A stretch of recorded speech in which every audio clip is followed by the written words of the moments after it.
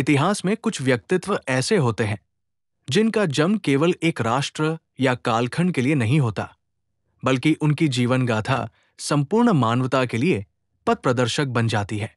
भारत भूमि पर जन्मे सिद्धार्थ गौतम, जो आगे चलकर गौतम बुद्ध कहलाए, ऐसे ही महापुरुष थे। उनका जीवन दुख से जूझती मानवता के लिए करुणा, शांति और ज्ञान का प्रकाशपुंज है। उनकी शिक्षाएं आज भी हमें जीवन जीने की दिशा देती है। आज से लगभग 2500 वर्ष पूर्व नेपाल की तराई में स्थित लुम्बिनी वन में एक बालक का जन्म हुआ। वो क्षत्रिय कुल का राजकुमार था। पिता थे शुद्धोधन, शाक्य वंश के राजा, और माता थी महारानी मायादेवी। कहते हैं कि जब बालक का जन्म हुआ तभी साधु अश्वर्षियों ने भविष्यवाणी की, ये बालक या तो महान सम्राट बनेगा या फिर संसार को सत्य और धर्म का प्रकाश देने वाला महात्मा। माया देवी का निधन पुत्र के जन्म के 7वें दिन ही हो गया। शिशु का पालन पोषण उनकी मौसी और सौतेली मां महाप्रजापति गौतमी ने किया। इसी कारण उनका नाम पड़ा सिद्धार्थ, अर्थात जिसकी सभी इच्छाएं सिद्ध हों। सिद्धार्थ बचपन से ही कोमल हृदय और करुणामयी प्रवृत्ति के थे। जब अन्य राजकुमार शिकार में आनंद लेते, तब सिद्धार्थ घायल पशु पक्षियों को देखकर रो पड़ते। जब अन्य बच्चे खिलौनों में व्यस्त होते, तब वे ध्यान और चिंतन में लीन हो जाते। सिद्धार्थ ने गुरुकुल और राजमहल दोनों में शिक्षा प्राप्त की। उन्होंने वेद, उपनिषद, युद्ध कला, तीरंदाजी, घुड़सवारी और नीति शास्त्र सीखा। परंतु उनमें ज्ञान की प्यास केवल बाहरी कौशल तक सीमित नहीं रही। वे बार बार जीवन और मृत्यु के रहस्य पर प्रश्न उठाते। राजा शुद्धोधन चिंतित रहते, कहीं ये राजकुमार सन्यास की ओर न बढ़ जाए। भविष्यवाणी की छाया उन्हें हमेशा भयभीत करती। इसलिए उन्होंने सिद्धार्थ के लिए भोगविलास के सभी साधन जुटा दिए और 16 वर्ष की आयु में उनका विवाह राजकुमारी यशोधरा से करा दिया। शीघ्र ही उनके घर एक पुत्र हुआ, राहुल। राजा को लगा कि अब सिद्धार्थ का मन गृहस्थी में रमा रहेगा, परंतु ये केवल एक भ्रम था। कहते हैं कि एक दिन सिद्धार्थ रथ पर सवार होकर नगर भ्रमण के लिए निकले। वहां उन्होंने 4 ऐसे दृश्य देखे जिन्होंने उनके हृदय और मस्तिष्क को झकझोर दिया।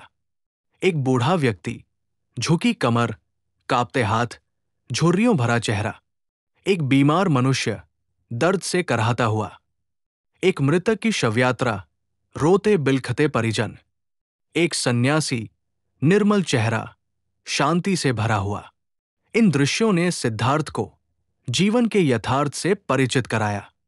उन्होंने सोचा, यदि बुढ़ापा, बीमारी और मृत्यु से कोई नहीं बच सकता, तो इस जीवन का अर्थ क्या है? क्या इससे मुक्ति का कोई मार्ग है? उनके भीतर एक तूफान उठ खड़ा हुआ। एक रात जब महल में सब सो रहे थे, सिद्धार्थ अपने शिशु पुत्र राहुल और पत्नी यशोधरा को अंतिम बार देखकर मौन हो गए। वे जानते थे कि उनका मार्ग अब भिन्न है। घोड़े कंथक पर सवार होकर सारथी चन्ना के साथ वे अंधेरे में महल से निकल पड़े। नदी पार करने के बाद उन्होंने अपने राजसी वस्त्र त्याग दिए, साधु का वेश धारण किया और चन्ना को लौटा दिया। उस क्षण से राजकुमार सिद्धार्थ एक सन्यासी बन गए। इस घटना को महाभिनिष्क्रमण कहा जाता है, मानव इतिहास का सबसे महान त्याग। सिद्धार्थ ने पहले आलार कालाम और उद्रक रामपुत्र जैसे गुरुओं से साधना सीखी। वहां उन्होंने ध्यान की गहराई को समझा, परंतु उन्हें संतोष नहीं हुआ। फिर वे उरुवेला, बोधगया पहुंचे और 5 तपस्वियों के साथ कठोर तपस्या करने लगे। वर्षों तक उन्होंने भोजन त्याग, श्वास नियंत्रण और शरीर पीड़ा सहन की। शरीर अस्थिपंजर हो गया, लेकिन उन्हें महसूस हुआ कि आत्मा की मुक्ति केवल शरीर को कष्ट देने से नहीं हो सकती।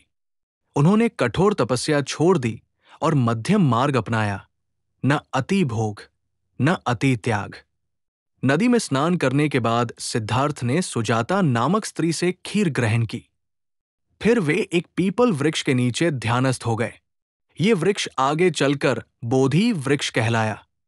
उन्होंने संकल्प लिया, जब तक सत्य का बोध न हो, मैं यहां से नहीं उठूंगा। गहरी ध्यानावस्था में वे मृत्यु और मोह के स्वामी मार से भी भिड़े। मार ने मोह, भय, कामना और हिंसा के तीर चलाए, पर सिद्धार्थ अडिग रहे। अंततः उन्होंने ज्ञान प्राप्त किया। वो क्षण अद्वितीय था। राजकुमार सिद्धार्थ अब गौतम बुद्ध बन गए। ज्ञान प्राप्ति के बाद बुद्ध कुछ समय तक मौन रहे। फिर उन्होंने सोचा कि इस सत्य को मानवता के हित में साझा करना चाहिए। वे सारनाथ पहुंचे, जहां उनके 5 पूर्व तपस्वी शिष्य मिले। वहीं उन्होंने प्रथम उपदेश दिया, जिसे धर्म चक्र प्रवर्तन कहा जाता है। उन्होंने मध्यम मार्ग, 4 आर्य सत्य और अष्टांगिक मार्ग का उपदेश दिया। 4 आर्य सत्य: जीवन दुखमय है, दुख का कारण तृष्णा है, तृष्णा का निरोध संभव है और दुख निरोध के लिए अष्टांगिक मार्ग है। धीरे धीरे बुद्ध के अनुयायियों की संख्या बढ़ती गई। राजकुमार, व्यापारी, किसान, स्त्रियां सभी उनके शिष्य बने। राजा बिंबिसार ने उन्हें मगध में आमंत्रित किया। आगे चलकर सम्राट अशोक ने भी उनके उपदेशों से प्रेरित होकर बौद्ध धर्म को एशिया में फैलाया। बुद्ध ने समाज में समानता की स्थापना की। उन्होंने वर्ण भेद का विरोध किया, स्त्रियों को भी संघ में स्थान दिया। उन्होंने किसी देवी देवता की पूजा पर जोर नहीं दिया, बल्कि कहा, अप दीपो भव, स्वयं अपना दीपक बनो।